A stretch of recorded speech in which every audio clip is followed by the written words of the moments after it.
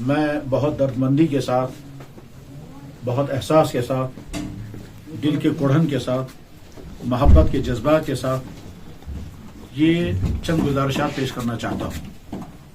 وہ والدین جن کو اللہ نے اولادیں عطا کی ہیں، وہ والدین اولادوں کے ملنے پر ضرور خوش بھی ہوں گے اور اللہ کا شکر پیدا کرتے ہوں گے، شکر کرنا بھی چاہیے، لیکن اس کے ساتھ ساتھ والدین کے کندھوں پر بڑی ذمہ داری ہے، نازک ذمہ داری ہے، اہم ترین ذمہ داری ہے، اور وہ یہ کہ آپ کے پیارے بچے اور آپ کی پیاری بیٹیاں برباد نہیں ہونے چاہیے۔ آپ کی خواہش یہی ہوگی اور ہونی بھی چاہیے، مگر بے شمار والدین اس بارے میں بڑی کوتاہیاں کرتے ہیں۔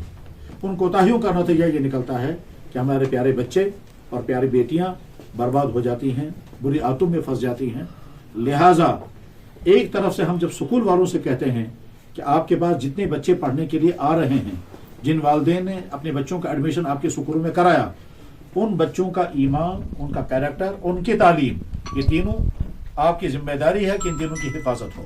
آپ کے ذریعے سے آپ کے سکول کے بچوں کا ایمان خراب نہیں ہونا چاہیے، آپ کے ذریعے سے آپ کے بچوں کا کیریکٹر برباد نہیں ہونا چاہیے، اور آپ کے ذریعے سے آپ کے بچوں کی تعلیم کم نہیں رہنی چاہیے۔ یہ تو سکول والوں کی ذمہ داری ہے۔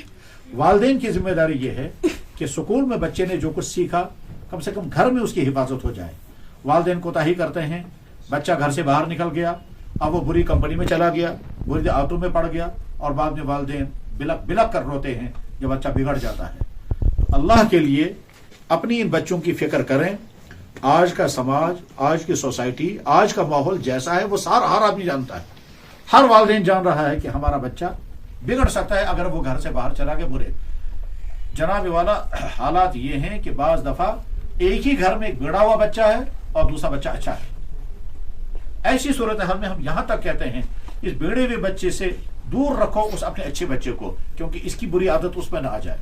اب جب آپ کا بچہ کھیلنے کے لیے چلا جائے گا، آپ کا بچہ رشتہ داروں میں چلا جائے گا، وہ کئی دنوں تک وہیں رہا اور وہاں بری عادتیں لے کر کے آ گیا، کچھ دنوں تک تو آپ کو پتہ ہی نہیں چلے گا، اور بہت دور کے بعد آپ کو پتہ چلے گا کہ آپ کا بچہ اور آپ کی بچی بگڑ چکی ہے۔ لہذا جیسے والدین اپنے بچوں کو اللہ کا احسان سمجھتے اور احسان سمجھنا بھی ہے، دیکھیں ان والدین کو جو بے اولاد ہیں اور وہ کیسے تڑپتے رہتے ہیں۔ تو اللہ نے اولاد عطا فرمائی ہے تو جیسے شکر پڑھنے کی بات ہے ویسے ذمہ داری کی بات بھی ہے۔ اپنی ذمہ داری کو سمجھیں۔ آپ کا بچہ بگڑنا نہیں چاہیے، آپ کا بچہ ڈرگس میں نہیں جانا چاہیے، آپ کا بچہ فضول خرچی میں نہیں پھنسنا چاہیے، آپ کا بچہ بری عادتوں کا شکار ہوگا تو آپ کے لیے بھی درد سر بنے گا۔ وہ ماں جو بار بار اپنے بچے کو کہتی ہے بلا گئے رچھا بھی بوباندائی زو، جب بچہ بگڑ جاتا ہے تو یہی ماں کہتی ہے گوک اڑفٹ جیسے گوک اڑسوٹ گوئی کیا تھا ساری بددعائیں دیتی ہے، وہ صحیح لعنت۔ یہ کیوں ایسا ہوتا ہے؟ ایسا کہ جب بچہ بگڑ جاتا ہے، اور اس بگڑنے میں ماں باپ کا کردار بھی ہوتا ہے، اس لیے کہ وہ اگنور کرتے رہتے ہیں، آنکھیں بند کر کے رکھتے ہیں جب تک بچہ بگڑتے ہوئے آخری حد تک پہنچتا ہے۔ تو لہذا درد مندی کے ساتھ اپنے مسلمان بھائیوں اور اپنی بہنوں، آپ کے بچے آپ کے ہیں، چونکہ آپ ہمارے بھائی ہیں تو آپ کے بچے ہمارے بھتیجے ہو گئے، آپ کے بچے ہیں، آپ ہماری بہنیں ہیں تو آپ کے بچے ہمارے بھانجے ہو گئے۔ میں اپنے بھتیجے اور اپنے بھانجوں کے متعلق آپ سے درخواست کرتا ہوں کہ آپ کے بچے ہیں، لیکن اپنے بچوں کا جیسے آپ چاہتے ہیں ان کی تعلیم اچھی ہو، ویسے اس کی فکر کریں کہ ان کا کیریکٹر بھی صحیح ہو، تعلیم بھی اچھی ہونی چاہیے، کیریکٹر بھی صحیح ہونا چاہیے، تو پھر آگے چل کر کے یہ کامیاب بچہ بنے گا۔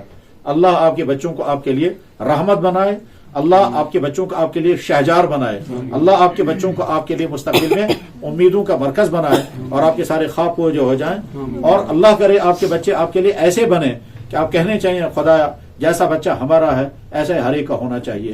وآخر دعوانا الحمدللہ۔ السلام علیکم ورحمۃ اللہ۔